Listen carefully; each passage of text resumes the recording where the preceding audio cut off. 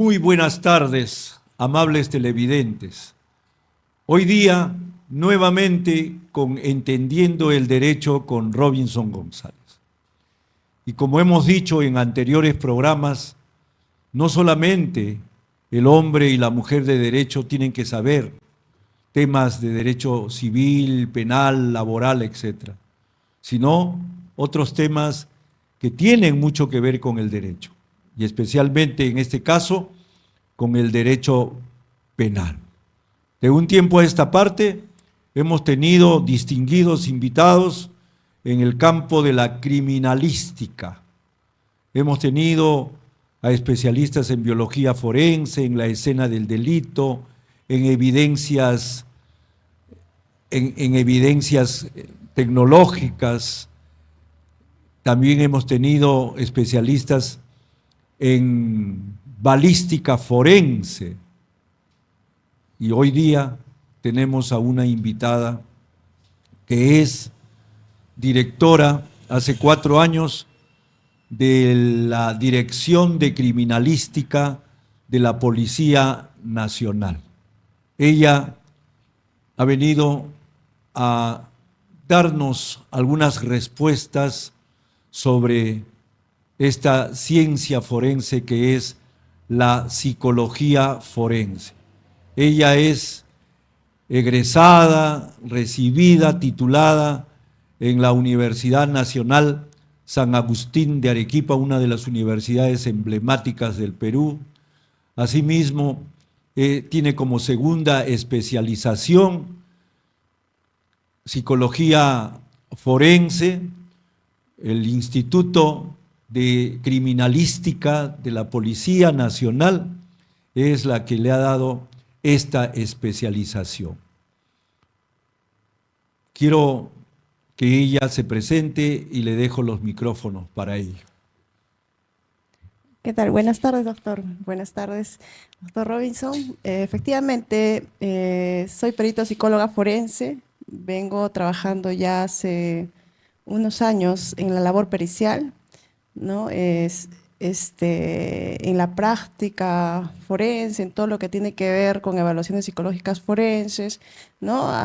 Tanto a agresores como víctimas de los diferentes delitos, ¿no?, que solicita la autoridad, pues, fiscal, ¿no? Bien. Doctora, nos han preguntado, porque hemos estado haciendo publicidad de esta entrevista, ¿cuál es la diferencia entre la psicología general? ¿Qué es la psicología, hablando en términos generales? ¿Qué es la psicología jurídica? ¿Y qué es la psicología forense? Bueno, muy bien. Son 3 términos, ¿no?, que parecieran iguales, pero en realidad tienen diferente aplicación, ¿no? Cuando hablamos de la psicología, hablamos de método, de teoría, de leyes, ¿no?, a nivel, ¿no?, de psicología en forma general. Cuando hablamos de psicología jurídica, estamos hablando de la evaluación que se ejerce a través de un hecho delictivo, pero también es el análisis de los operadores de justicia. En lo que respecta a la psicología forense, forma parte de la psicología jurídica, ¿no? ¿Y qué es de qué se ocupa la psicología forense? Se ocupa más que todo de establecer la conducta y la psiquis de la persona que está comprometida en un hecho delictuoso, ¿no? Y esto, pues, va como requerimiento de los operadores de justicia, ¿no? Y entonces la psicología contribuye al esclarecimiento de los hechos, ¿no?, de un hecho delictivo ante la justicia. Exactamente eso es la diferencia entre las 3 ciencias, ¿no? Nos dicen que incluso algunos confunden la psicología forense con la psicología criminal.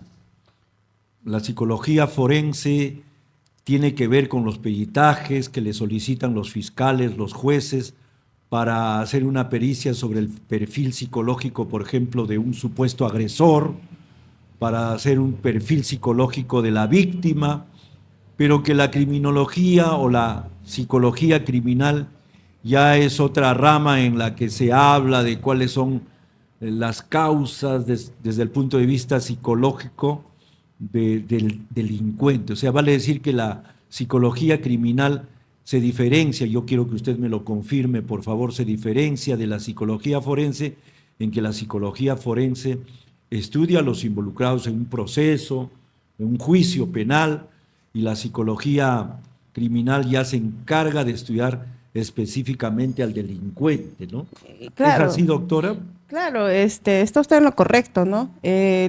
Para hacer digamos, centrar la idea que usted bien lo ha dicho, cuando hablamos de psicología forense, hablamos de establecer la conducta y el estado psíquico de las personas que están inmiscuidas en un hecho delictivo por requerimiento de los operadores de justicia.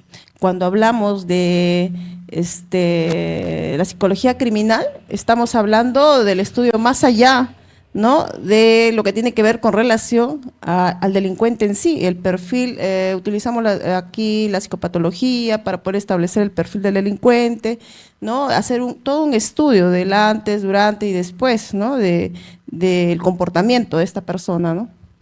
Y dígame, dentro de la psicología forense se encuentra también lo que se denomina la psicología del testimonio.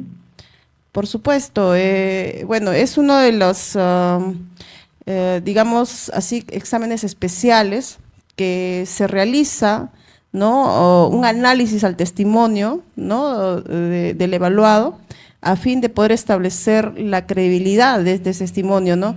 Hoy en día acá en el Perú, bueno, mejor dicho, no hay todavía estudios fiables en cuanto a que este estudio pueda ser el 100% fiable, ¿no?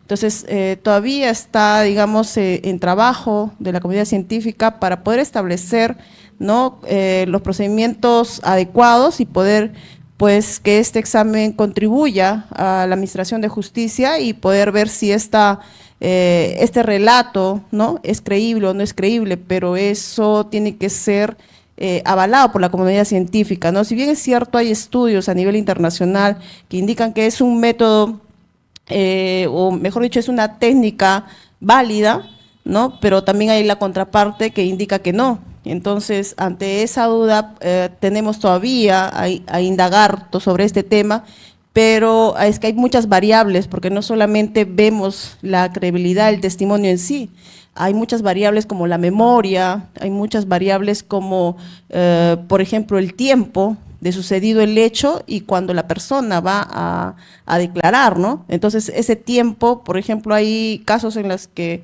se denuncia después de 10 años, o 5 años, o 15 años. Entonces, la memoria ahí va a tener, pues, una diferencia, ¿no? No es lo mismo recordar lo que pasó ayer a lo que pasó hace 10 años. Entonces, puede haber alguna eliminación de algunos recuerdos importantes y eso puede hacer que el relato pueda ser creíble o no. O sea, no podemos definirlo, ¿no?, en relación. Entonces, hay muchas variables en relación a este tema, ¿no?, de la credibilidad de testimonio, pero es un examen también muy interesante para poderlo abordarlo bien. Lo que usted dice es cierto. Lamentablemente, y eso lo he visto, no me lo han contado ni lo he leído en los libros, lamentablemente, un tiempo atrás empezaron a hacer los test de veracidad y entonces habían psicólogos que efectivamente realizaban estos test, lo evacuaban a la fiscalía o al juzgado, según sea el caso, y digo lamentablemente, a pesar de no ser fiables estos test, le daban un crédito pues del 100%, y hubo varias sentencias condenatorias basándose en este test de veracidad. Y entonces parece que hubo reclamos o habrá habido algunos psicólogos en grupo, qué sé yo, que se pronunciaron con respecto a lo que usted dice. Y desde ese tiempo ya los psicólogos, cuando son requeridos por parte de los fiscales o del Poder Judicial, dicen: señor, no hacemos esos tests aquí, no estamos autorizados para realizar un test de veracidad. porque como dice un especialista en la materia, Miquel Tarufo, dice, está bien que recurramos a las pericias, pero tenemos que darnos cuenta, primero, quién es el perito, segundo, si los métodos que ha utilizado el perito son métodos que llevan a una conclusión unívoca, inequívoca, certera, así como el ADN, por ejemplo, Claro. etcétera. Entonces, por esa razón, sí, usted tiene toda la razón al decirnos que todavía aquí en el Perú no se ha desarrollado una metodología, un estudio psicológico que pueda hacernos llegar a una conclusión con respecto a la veracidad del testimonio, digamos, si no es verdad hasta el 100%, pero por lo menos en un 80%. ¿Qué nos puede decir al respecto, doctora? Sí, se torna un tanto subjetivo, ¿no? Efectivamente, el Ministerio Público, por ejemplo, no realiza este tipo de exámenes, ¿no? En la Dirección de Criminalística sí está realizando, pero se realiza con, digamos, bastante rigor científico en el sentido de que existen tres conclusiones para arribar a un examen de calidad de testimonio. Vemos, ¿es creíble, no es creíble o es indeterminado?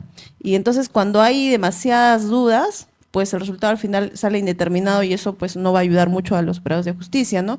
Pero va a depender mucho de cómo ha sido trabajado esa evaluación psicológica forense, ¿no? Porque si se ha aplicado la metodología de acuerdo a los protocolos, por ejemplo, si hablamos de entrevistas en cámara Gesell y aplicamos los protocolos como debiera, de acuerdo a todo lo que está estipulado, ¿no?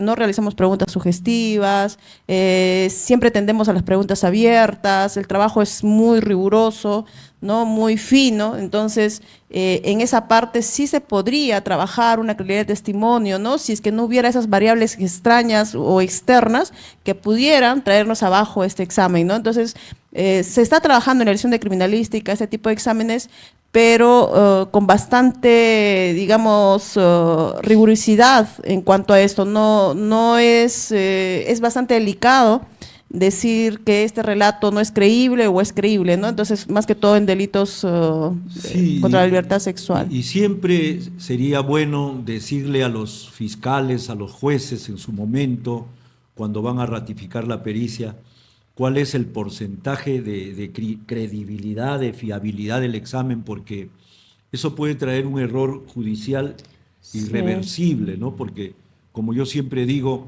a buena hora que exista la criminalística, a buena hora que existan las diversas ciencias que apoyan a la criminalística, como la psicología forense en este caso, a buena hora. Entonces, eh, pero siempre teniendo cuidado en cuál de estas ciencias realmente tienen un acercamiento a la certeza, hay algunas que no.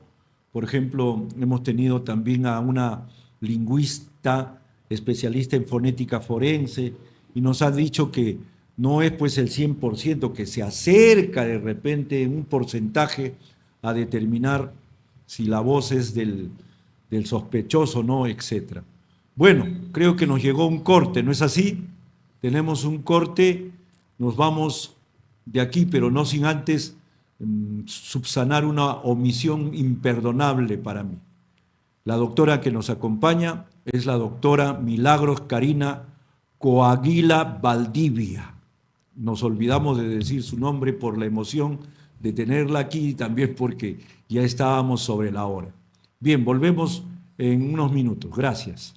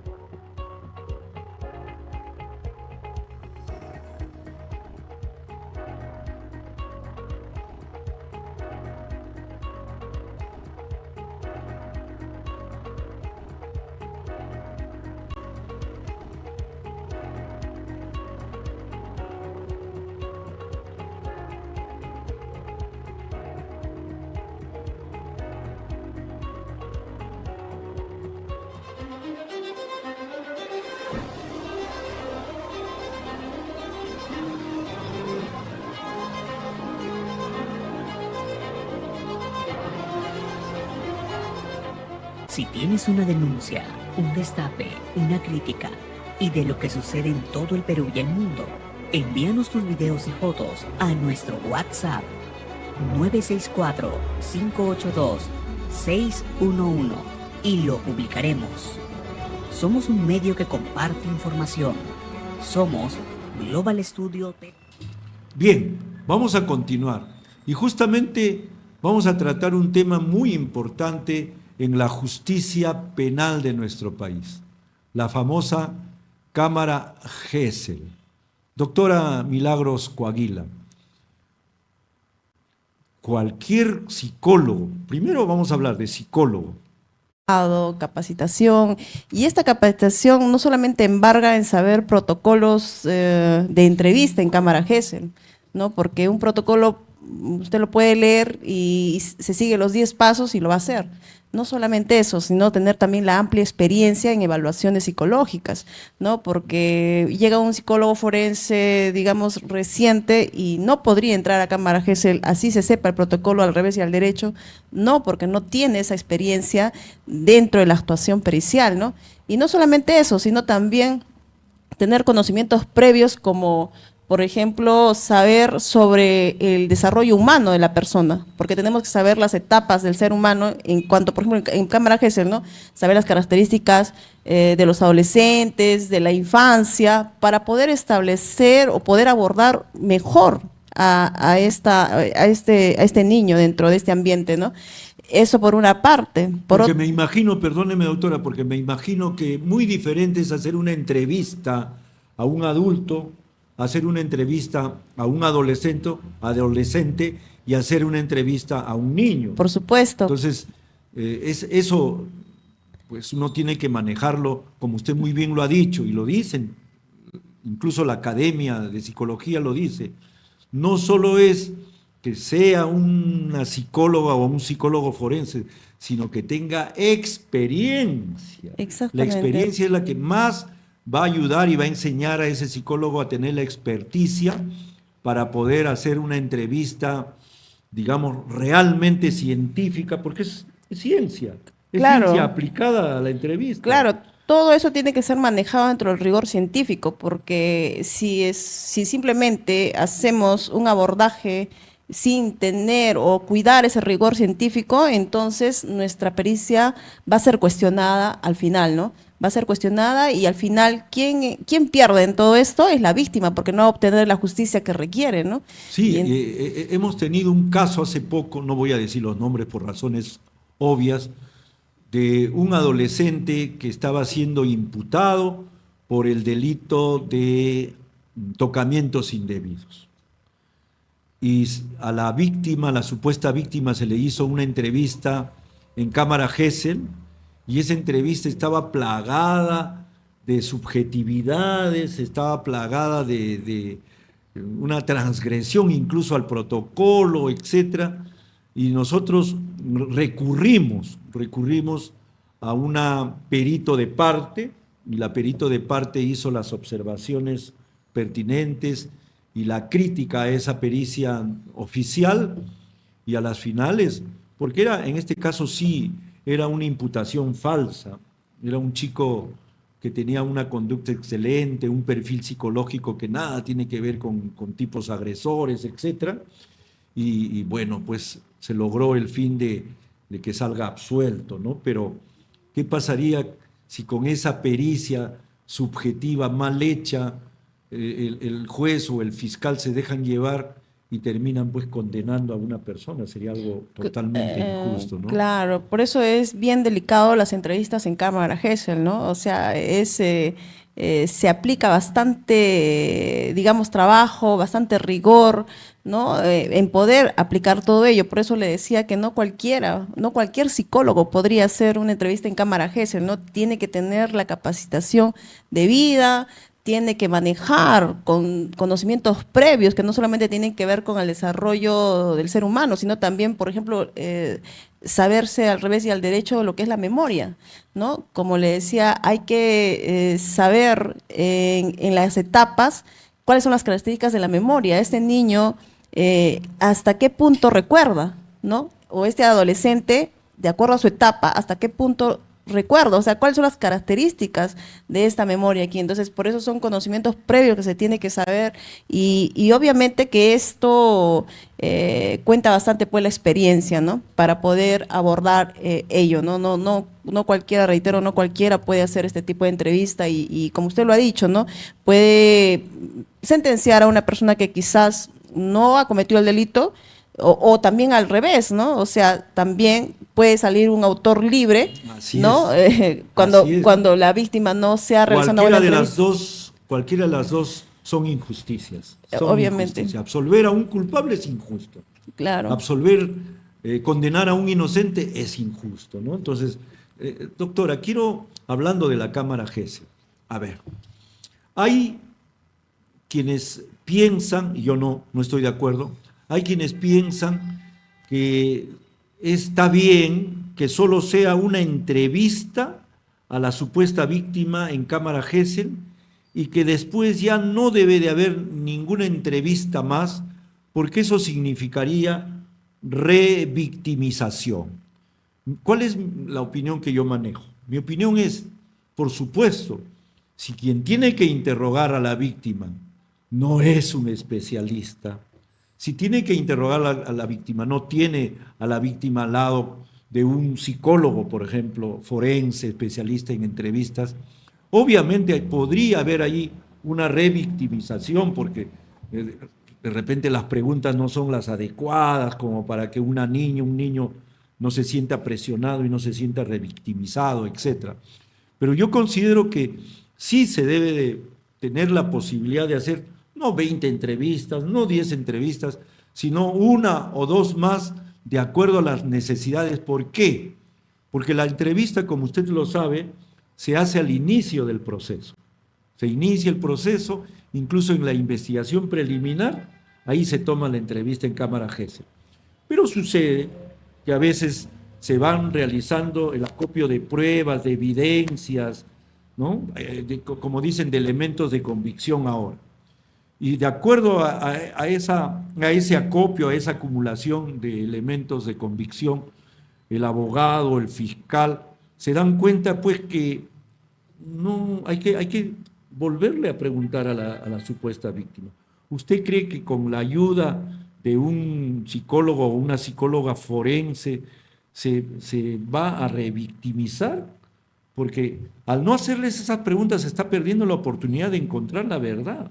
Porque de repente la niña o la adolescente dijo A, y en realidad, de acuerdo a las pruebas que se van acumulando, no es tan A. De repente es menos A o de repente es B. ¿Qué le parece esta idea, doctora? Sí, podría darse, ¿no? Pero ¿Usted cree que sí hay revictimización si es que se le vuelve a preguntar a la supuesta víctima? sí, claro, está dentro de los principios en los cuales en la práctica también se da, ¿no? Por ejemplo, si esa víctima ingresa a la comisaría, ¿no? Con la mamá a dar o a denunciar, entonces es preguntado desde el vigilante de puerta, ¿no? Desde el vigilante de puerta le pregunta el que está aquí Sí, pero yo de me esto. refiero que ya le tomaron el examen en Cámara GESEL. Ya. Ya. Pasa el tiempo y se van acopiando pruebas. Y Ah, sucede ok. que hay cosas que se Ah, ya, tienen para que aclarar. desentrañar, para aclarar. Ah, ok. ¿Usted cree que sería una revictimización que se vuelva a hacer la entrevista, pero por un profesional? Por supuesto, usted ha visto que la Cámara GESEL está la supuesta agraviada, de repente un familiar de confianza, el psicólogo forense, y afuera están los que van a preguntar, ¿no es cierto? Claro. Si está, yo considero, con un profesional al lado, con un especialista en Cámara GESEL, un psicólogo forense al lado, sería revictimizar a la supuesta víctima, hacerle preguntas con el apoyo del psicólogo forense. Bueno, bajo esas circunstancias pienso que no, ¿no? Pero pienso también que, o sea, he escuchado casos en el Ministerio Público que se dan, que hacen 2 sesiones, ¿no? Porque a veces no alcanza el tiempo o hay alguna situación y entonces ingresan a otra sesión, pero siempre abordado por el psicólogo forense, Claro, ¿no? yo también estoy de acuerdo con que las entrevistas posteriores igual deben estar con el psicólogo Claro, forense. en todo caso sería que la Pero- normatividad pueda también haber una flexibilidad, ¿no? Porque Claro. bajo el artículo 19 de la 3364 dice que es una prueba anticipada, Sí. en la cual debes hacerse por entrevista única, Sí, ¿no? pues. Entonces está estipulado en la norma, entonces entiendo que mientras eso esté así, sigue siendo Porque así, ¿no? hay estudios de psicólogos fuera del Perú, en Colombia, Claro. sí, he leído en Colombia, y hacen un análisis de que esto de la entrevista única y de no posibilitar otra entrevista u otras entrevistas, pues lo que entraña o tiene como consecuencia es que no se va a aclarar la verdad y van a condenar a una persona con declaraciones que de repente, habida cuenta de las pruebas que se actúan, resultan incoherentes, resultan contradictorias, etcétera. Claro, la idea yo pienso que está bien, ¿no? El detalle sería poder modificar estos artículos en la Sí, ley, pues. porque al final usted sabe si se hace otra sesión, va a ser cuestionado por el abogado en contra, ¿no? Va a ser Claro. cuestionado y al final el trabajo se trae de abajo, toda la labor pericial hecha, ¿no? Entonces yo creo que una cuestión de flexibilidad en la norma y bajo esas circunstancias sí podría darse, ¿no? Sí podría darse.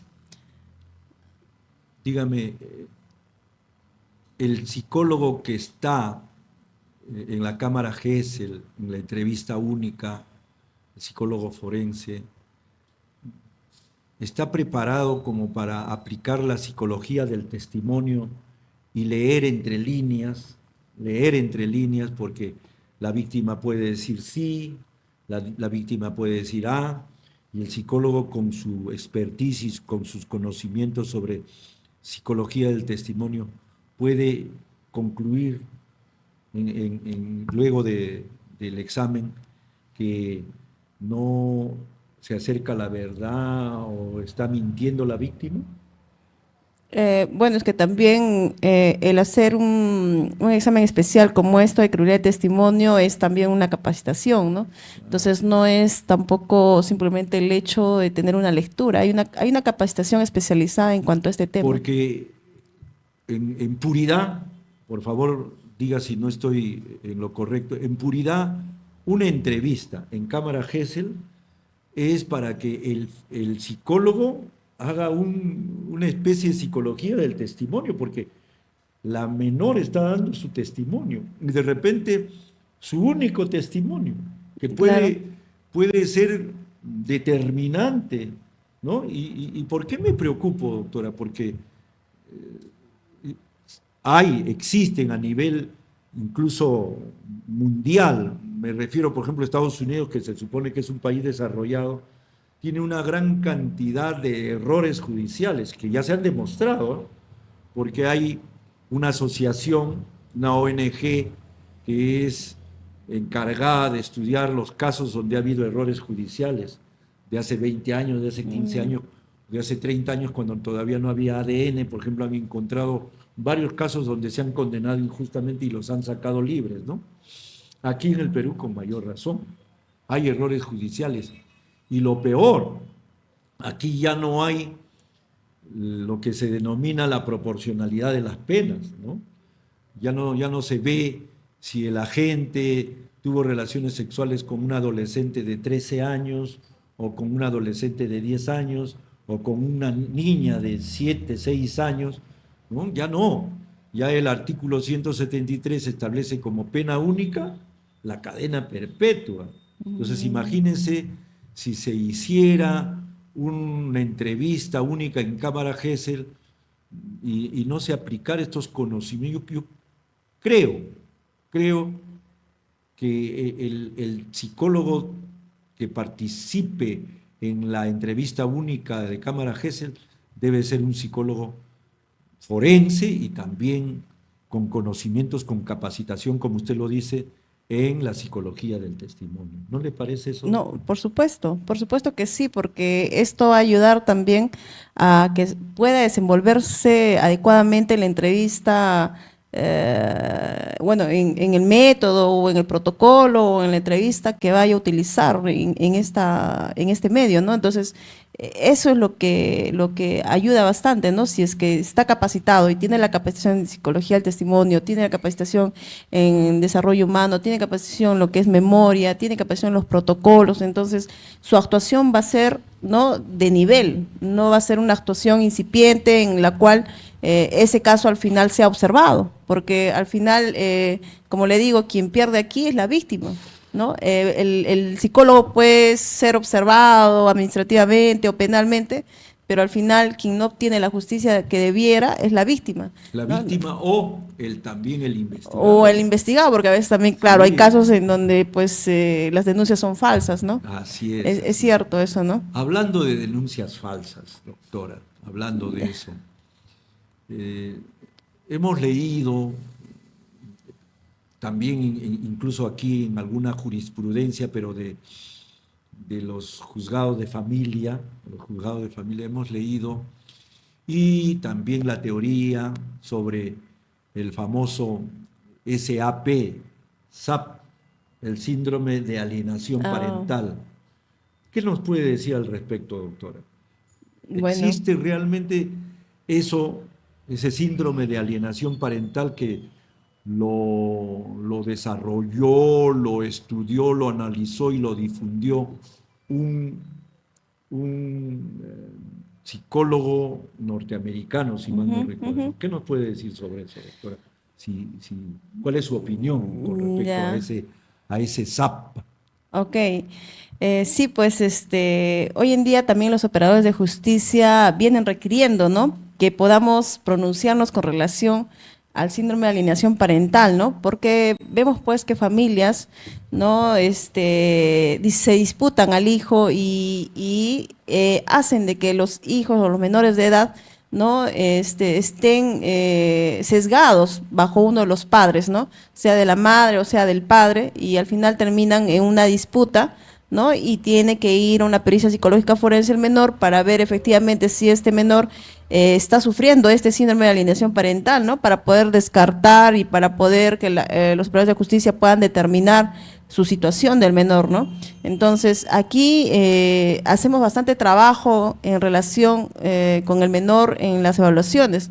¿Por qué? Porque muchas veces el menor a veces no habla por temor a que no quiere que ninguno de sus dos padres tenga consecuencias legales, ¿no? Hay menores incluso desde 6 años, ¿no? Que ya entienden qué repercusión puede traer que ellos puedan estar a favor o en contra de alguno de los padres. Entonces, la evaluación acá también es bastante, digamos, detallada en el sentido de ver ahora, poder indagar, ¿no? Los indicadores y poder al final diagnosticar, o mejor dicho, al final sacar una conclusión de que efectivamente este menor sufre o no sufre de síndrome de alienación parental, ¿no? Entonces, es bastante trabajo también aquí, ¿no? Para poder determinar al final y dar una respuesta a los operadores de justicia. Porque yo res- respeto, bueno, nos están diciendo que tenemos otro corte comercial, volvemos en unos minutos. Gracias.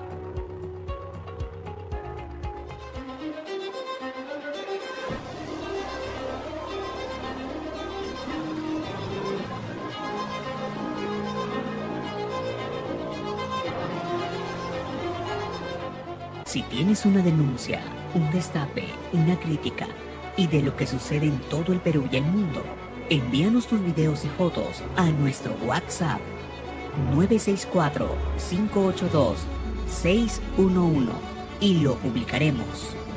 Somos un medio que comparte información. Somos Global Studio TV.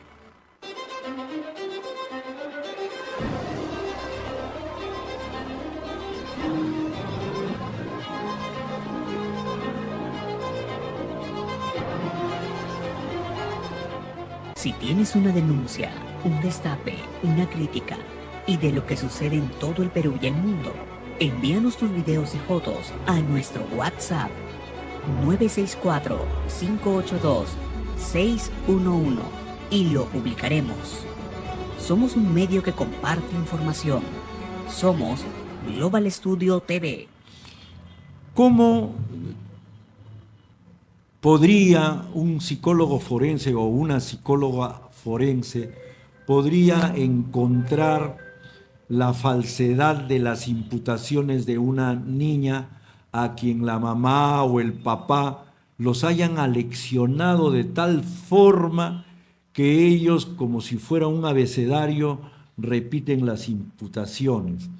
¿Qué sucede, doctor? En el ámbito jurídico, en el ámbito del proceso, ¿qué se dice? Se dice que si la persona, la víctima, dice A y siempre dice A, en la tercera dice A, en la cuarta dice A, hay persistencia, ¿no? Hay persistencia y uniformidad. Y eso ya es una base para condenar.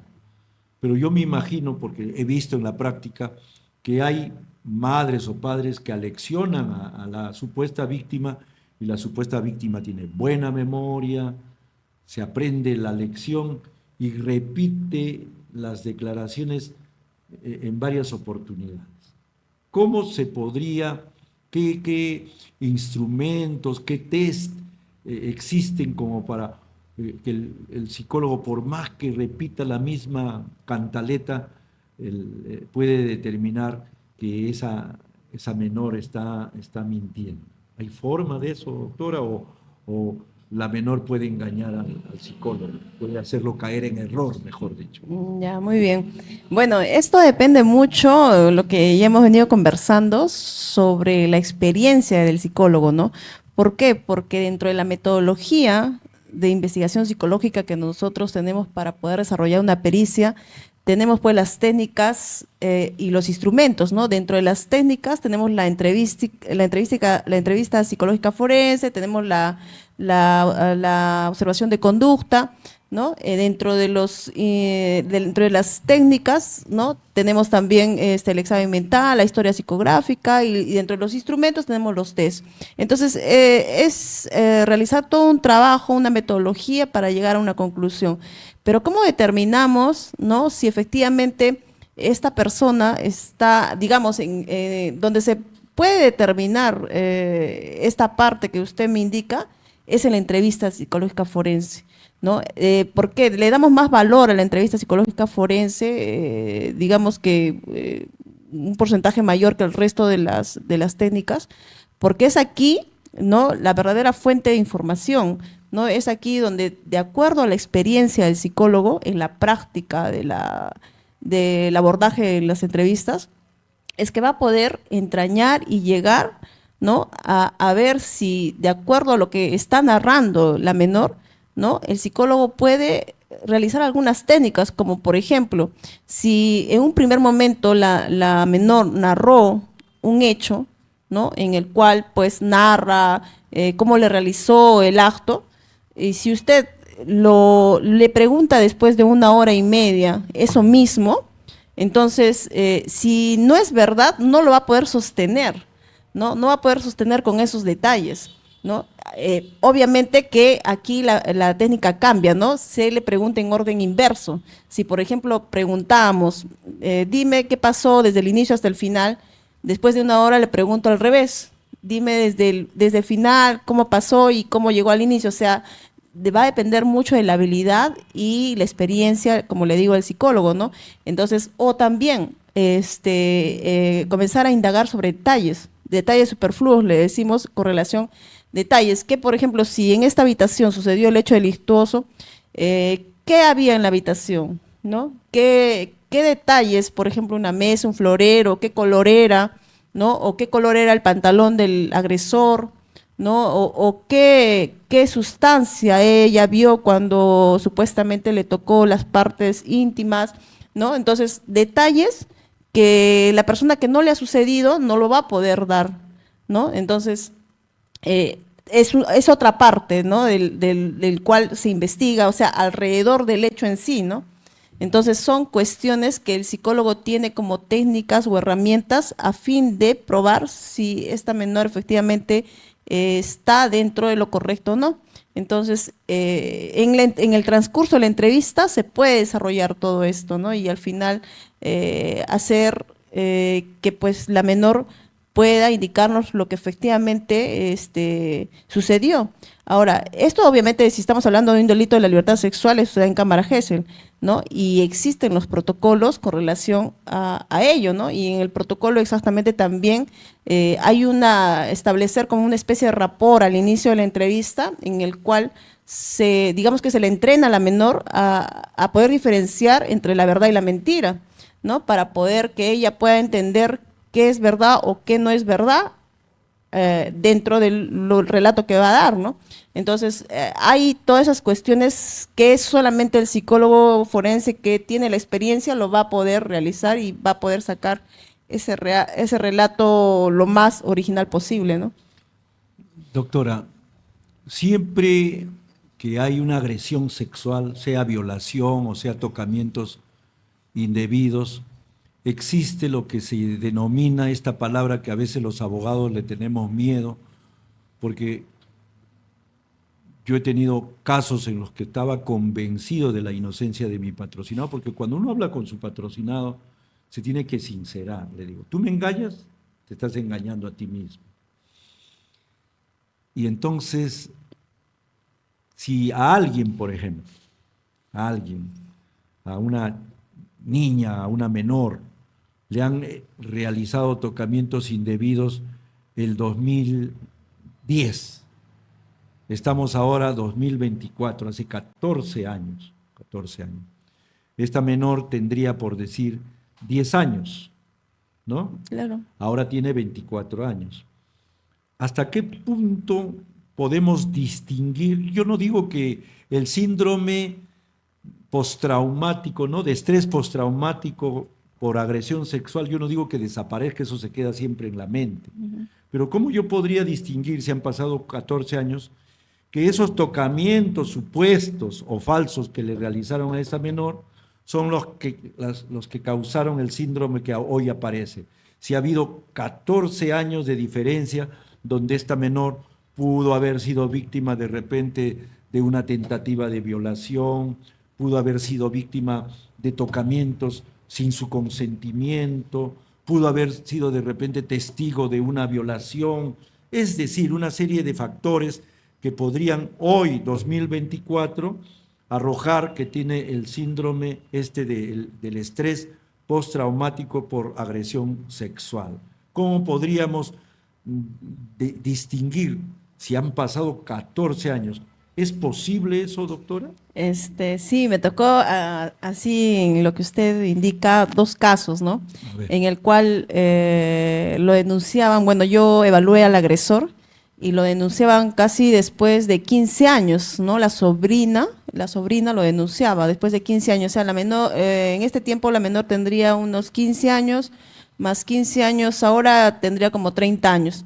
Pero ¿y por qué lo denuncia? Porque bueno, en el relato de la menor que indicaba, o bueno, de la que ahora es adulta, ¿no? Indicaba que ella ha podido vivir con digamos, con ese trauma, ¿no? Durante todo este tiempo, estos 15 años ha podido vivir, y aparte de que no tenía el apoyo de los familiares que le puedan creer lo que estaba pasando, ¿no? Que la mamá apoyaba al hermano, porque era el hermano ¿no? de la mamá. Entonces no había ese apoyo, pero como ahora era adulta, ¿qué pasó? Que ella salió embarazada y tuvo una hija, y la hija pues ya tenía 15 años, o sea, 10, creo que a los 10 años, no me equivoco, mejor que la edad es diferente, era a los 10 años que le pasó y su hija tenía la misma edad. Y entonces aquí le vino el recuerdo. Cuando la hija tenía la misma edad, entonces indicó, yo no puedo seguir con esto porque piensa que a su hija le va a pasar lo mismo. Claro. Entonces su hija tenía la misma edad y por eso se decidió en denunciar, ¿no? Y obviamente pues el agresor indica no, que no es cierto, ¿no? Y después de 15 años efectivamente usted dice, ¿cómo podría determinar si esos hechos fueron o no, ¿no? Los que causaron este estrés. Los que causaron, ¿no? Y bueno, yo pienso, ¿no? Que en base a la evaluación psicológica, ¿no? Por más detallada y minuciosa que sea, siempre va a haber una cuestión de escape de la memoria, porque la víctima puede recordar hechos, pero con ese traslado del tiempo puede haber perdido algunos recuerdos, ¿no? Y que incluso pueden ser más importantes que los que recuerda, ¿no? Entonces, y a veces algunas también sufren como una especie de lagunas donde no recuerdan exactamente ese momento en que pasó, ¿no? Algunas situaciones. Entonces, a veces se torna, digamos, indeterminado ello, ¿no? Pero también hay otras variables con relación a eso, porque tuve otra menor en la que después casi de 8 años, igualmente, ¿no? Sus padres decidieron denunciar, pero esta menor, desde el momento que le pasó, desde los 7 años hasta los 15 años, los padres siempre han tenido en tratamiento psicológico. Entonces, hay antecedentes de que ha estado en tratamiento psicológico de los 7 hasta los 15 años. Entonces, digamos como que es una prueba para determinar que efectivamente esta menor tuvo afectación psicológica o estrés postraumático desde el momento que le pasó hasta el momento que denunció. Entonces, podría tratarse de una herramienta de ayuda para los operadores de justicia para poder determinar si efectivamente pasó o no pasó. Pero ya sería más difícil. Claro, o sea, en realidad se torna un poco más difícil, pero también dependiendo de la labor del psicólogo, ¿no? Pero sí hay que evaluar y ver si cómo es la memoria de esta persona, ¿no? Hay personas que sí lo recuerdan tal cual, ¿no? Entonces, por eso es que hay que hacer todo un estudio sobre la memoria, ¿no? Ver, es un poco difícil, sí, pero hay personas que sí pueden recordar al detalle, ¿no? Y una pregunta de repente, producto de mi ignorancia en estos temas, yo no soy especialista, y es el siguiente, siempre me he preguntado por eso. Efectivamente, en el examen se encuentra que tiene afectación emocional, tiene un estrés postraumático. ¿Y cómo se podría distinguir si ese estrés postraumático que realmente existe, es por causa de agresión sexual y no por otra causa? Por ejemplo, esta niña ha tenido un shock de repente porque casi se muere en un choque de carros, o de repente ha tenido un choque emocional cuando la han amenazado de muerte y le han quitado sus cosas unos asaltantes. Un asalto. ¿No? Es decir, diferentes causas que pueden generar estrés postraumático. ¿Cómo podría distinguirse? Ahora bien, es una denuncia falsa y bueno, pues me pongo a pensar en cosas que me han sucedido para que salga a flote. ¿Cómo podría distinguir el psicólogo forense si se trata de un estrés postraumático debido a agresión sexual y no a otras variables? A otras variables. Ok, sí, es lo que a veces pasa, ¿no? Incluso pasa que se murió su papá en ese mes y entonces obviamente cualquier persona que pierde un familiar va a tener la tristeza o la depresión, ¿no? En ese momento. Y entonces, ¿cómo ahora diferenciamos si este estado emocional es parte de producto de este hecho delictivo o es producto de esto que me pasó hace una semana o no, hace 15 días? Entonces, aquí todo se determina o se devela en la entrevista psicológica, ¿no? Aquí, por eso el psicólogo forense debe estar en la capacidad y con la experiencia de poder diferenciar, ¿no? Si esto es parte como consecuencia de lo que ha pasado, de este hecho delictuoso, o es parte de una variable externa, ¿no? Entonces, todo esto se devela en la entrevista psicológica. Aquí es donde el psicólogo, digamos que este es el verdadero trabajo del psicólogo, poder desentrañar y ver si efectivamente esta afectación psicológica es parte de este hecho que vivió o de otra variable. Entonces, esa es, digamos, la esencia del trabajo del psicólogo. Y he tenido un caso al revés, al revés. Creo haber leído protocolos donde se dice que una entrevista psicológica debe de durar mínimo 4 horas, Ya. no menos, ¿no es cierto? Entonces se trataba de que una perito oficial, una psicóloga forense, entrevistó a la supuesta víctima cumpliendo el protocolo de 4 horas. ¿Y qué arrojó? No tiene afectación emocional por cuestiones sexuales. O sea, no hay síndrome de estrés postraumático. Es lo que dijo la perito oficial, ¿eh? El perito oficial. Pero el abogado o la abogada de la supuesta víctima presentó una pericia psicológica hecha en esos centros de apoyo a la mujer, ¿no? Esos centros donde una psicóloga, primero, que no era forense definitivamente, segundo, que le había hecho una entrevista de máximo 1 hora, arroja que sí tenía síndrome de síndrome de estrés postraumático por agresión sexual. Entonces, en el debate, prácticamente la psicóloga forense, y dígame si esto puede ser, la psicóloga forense se sintió intimidada, ¿no? Como diciendo, me voy a enfrentar a los vocales o a los magistrados, me voy a enfrentar a ellos, voy a decirles que no, voy a defender mi tesis. Entonces dijo, porque le preguntaron, oiga, aquí hay un certificado que dice que sí hay estrés postraumático y acá dice el suyo que no hay. ¿Nos puede explicar? ¿No? Me dijo, bueno, ese es el resultado. En ese momento que yo la he examinado, no había ese estrés postraumático por agresión sexual. Pero le volvieron a preguntar y prácticamente le decían, oiga, tiene que contestar como querramos. Se sintió presionada y dijo, bueno, le dijo, entonces de repente, no a todos una agresión sexual, no a todos les afecta. Hay algunos que no les afecta y de repente este es el caso de una menor que a pesar de haber sufrido una agresión sexual, no ha tenido la afectación emocional. ¿Eso es cierto? ¿Puede suceder eso, doctora? Que a una persona que la han agredido sexualmente y sobre todo siendo menor, no haya una afectación emocional. Ya. Primeramente hay que diferenciar 2 términos, que es la afectación psicológica y el estrés postraumático. Cuando hablamos de afectación psicológica estamos hablando, bueno, en realidad se diferencian por los tiempos, la prolongación que se da, ¿no? Cuando hablamos de afectación psicológica estamos hablando que eso va a repercutir hasta por lo menos unos 3 meses. En cambio, el estrés postraumático arranca a partir de los 6 meses, ¿no? O sea, si es que esto dura mucho más tiempo, ¿no? Ese estrés postraumático. Ahora, esto tiene que alterar la parte social, la parte familiar, ¿no? La parte educativa. Si es que altera todos estos ejes, entonces estamos hablando de que existe una afectación y no solamente ello, ¿no?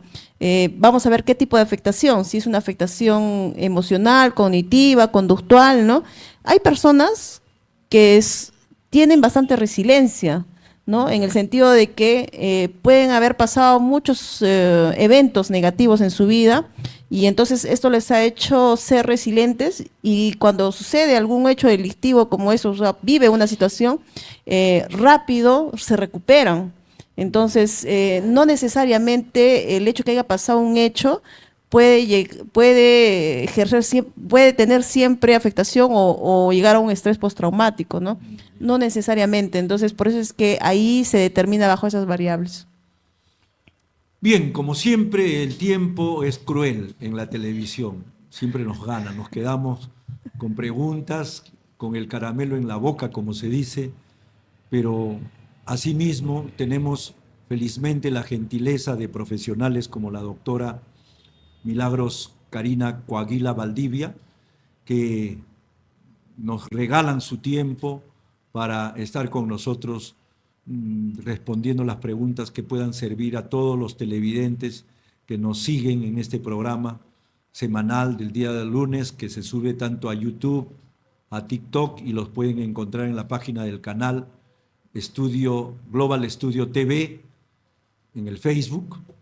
Y vamos a decirle a la doctora que se despida, pero no sin antes comprometerla a tenerla otra vez en nuestro programa, doctora. Por supuesto que sí, doctor Robinson. Los micrófonos para su despedida. Muchas gracias al público que nos ha acompañado en estos momentos, ¿no? Para temas interesantes como es pues abordar el tema de psicología forense, ¿no? Y sobre todo hoy en día en nuestro medio, que tenemos tantos temas como por ejemplo la violencia familiar, delitos contra la libertad sexual, ¿no? Que hoy en día están pues en la estadística arriba, ¿no? Y bueno, gracias doctor Robinson porque le pone este espacio para poder, ¿no? Intercambiar conocimientos y sobre todo, ¿no? Que sea también de conocimiento del público.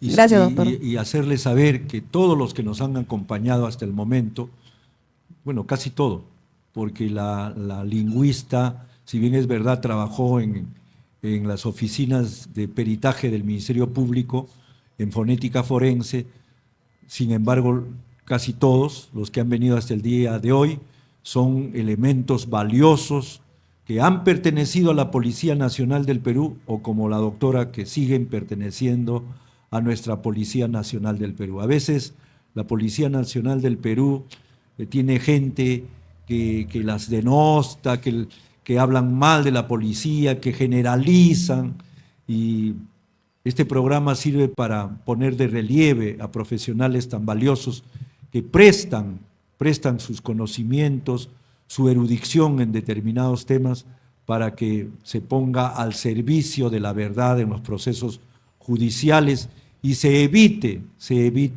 que un solo inocente pueda ser condenado injustamente y que, por supuesto, los verdaderos culpables estén en el lugar que se merecen. Muchas gracias y nos vemos el próximo lunes a las 4 de la tarde. Hasta entonces.